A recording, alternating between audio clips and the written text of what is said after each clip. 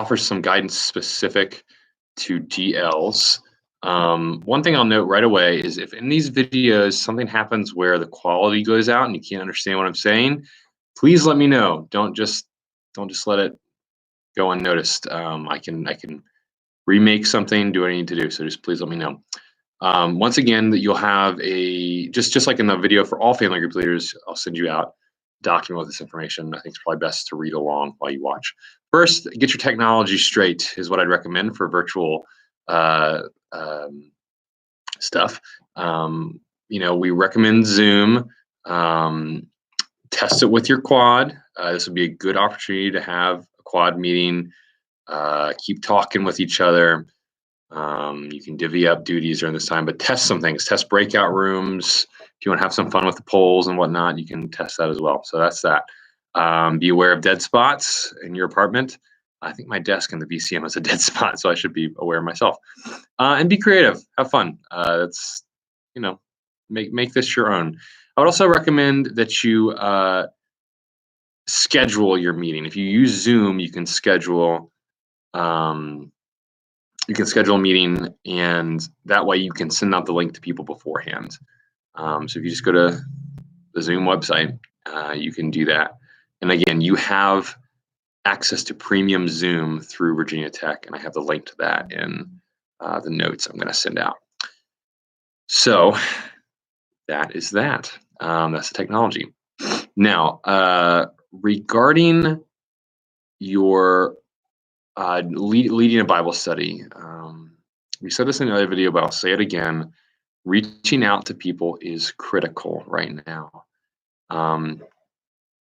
Sometimes you can expect people to show up at the building, although I wouldn't recommend that either. I'd recommend reaching out even when we're having in-person Bible study. But man, I'd say even more so now. It's very easy just to decide not to log in to something, just like it is to show up. So again, I recommend that you just keep reaching out, create a group meet for your family, text people personally, invite them.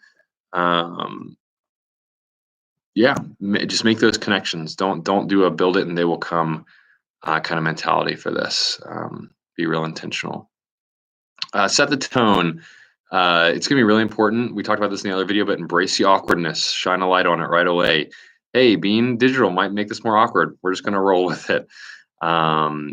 Digital silence sometimes feels more awkward than personal silence. It's okay. We all need to think before we speak. So just know that if you're the one that's being asked a question, know that sometimes you have to think about it before you answer it. So just roll with it. Sometimes counting to 10. 10 Mississippi, of course, helps. Some other stuff for setting the tone. I would encourage you to ask people not to block their video and be conscious of so just so you can all see each other just like you would in person. Try to emulate the in-person stuff as much as you can, and just kind of set the tone and just say like, hey, we're trying to do this. We're not in person. We're going to try to emulate that as much as possible. And in the same way that you would in person, be conscious of people trying to jump in. If you see someone unmuting, but they're unable to get into the conversation, take a minute to say, hey, like, I think so-and-so, did you have something to say? And allow them the opportunity to jump in. Another thing to say is spend some extra time chatting and catching up, getting life updates. You do this in person, it might be tempting online to say like, okay, we're here for this meeting. It feels like class, right? It feels like class because you're in Zoom. So your tendency might just be like, okay, let's get right into it. But work hard. You're gonna have to work hard to get that social interaction going, maybe in this format. So be prepared to do that. Have some questions up your sleeve. Another thing, just encourage them, just like you normally would, and this being the Bible study, that being together is critical, and that God often works visibly during crazy times such as these. We need each other now, like we always do. So don't neglect meeting together. So that's setting the tone. Leading a study. Send the Bible study questions to all members. I'm going to provide this for you. I'm going to give you a boiled down format. You can give them the full version if you want to. I just recommend the boiled down format. That way they can have the questions in front of them. So if they don't hear something or something's unclear, so you can send it out via email beforehand or in the Zoom chat right there where you're at. Another thing is make sure you guide the conversation. I alluded to this earlier, but if someone is dominating the conversation, ask for the input of others. Just be aware of the room. Bring people in. If your group is really large, consider doing breakouts for prayer requests. That could be an interesting way to do things. And as always, lead, don't be led, except by the Spirit. Tangents are sometimes good when they're relevant. I think it's sometimes, I said this at our meeting, but it's worth saying again. Sometimes we think it's success to have a really interesting theological conversation. That's fine. It's more important to let the text speak to us because it's a living word, sharper than any two-edged sword, right? So it's what kind of convicts us and brings us life. So let the word of God do the work. It's your job to guide in that. Some other thoughts, and these came up in the DL time on Sunday night, but just a reminder, you're a discussion leader, not a teacher. This is not an hour to hear from you and your thoughts and whatever. This is a time for you to foster discussion. So make sure you control the pace as much as you can. Be prepared for silence, like we said. Ask good follow-up questions for vague answers. So yeah, those are some general thoughts about what it looks like to lead the study. A lot of this is similar to in person. There may be some clunkiness with the online, but yeah, you'll just have to kind of learn as you go. So that's leading Bible study. But more than that, I want to talk about discipleship in general. So what does discipleship look like in an online format? The heart of what I'm saying here is that we understand that Bible study is good and foundational to discipleship. And a lot happens that's really important outside of the family group setting.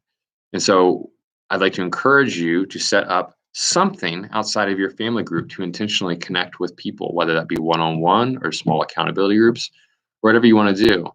One thing I like to say is that discipleship doesn't happen by accident. So even if you're getting lunch with someone, that doesn't mean you're doing discipleship, right? Fun stuff is important. It's good to just connect relationally. That's really important, but you got to be intentional with your time together. I'll get to more of that in a second. Oh, so the question is, as you're thinking about what does it look like to do discipleship virtually when I'm not with someone, you have to remember what discipleship is. I have a little definition for you there, but it's helping people walk with Jesus, right? To continually surrender their life to the Spirit and learn to walk in the Spirit. So to that end, doing spiritual disciplines together is great. I'm going to give you challenges at the end of each Bible study. How can you help your family group walk in these together? How can you keep one another accountable to doing these things? And simply, what can you do outside of Bible study even to give space to talk about fears, joys, struggles, and how can you make these conversations or how can you turn them into a spiritual conversation? So as you get together people outside of Bible study, like I say, you do need a plan. Discipleship doesn't happen by accident. Be ready to ask, like, how's Bible study impacting you?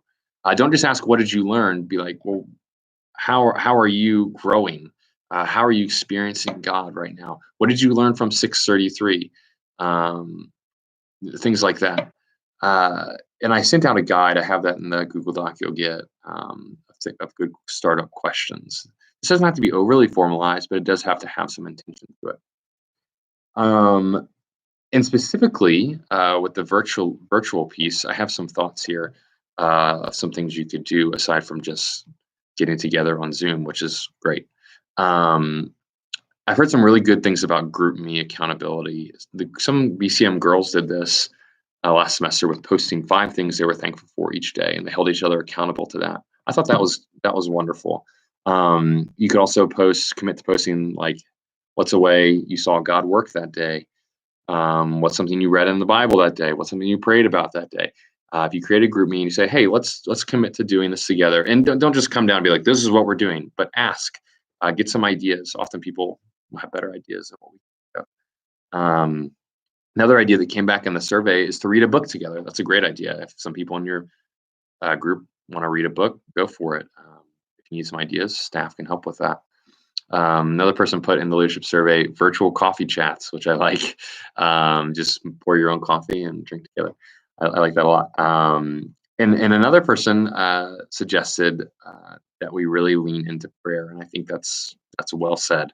Nothing wrong with getting together just to pray, um, whether it be in person or online.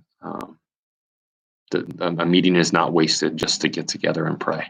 Um, so, last thing I'll say is digital fun is an option. I talk about this in the other video, so see that for more ideas. Don't give up on connecting with your people, even though you live in different places. This is very possible in 2020. So yeah, I think that's all I've got. A couple other details.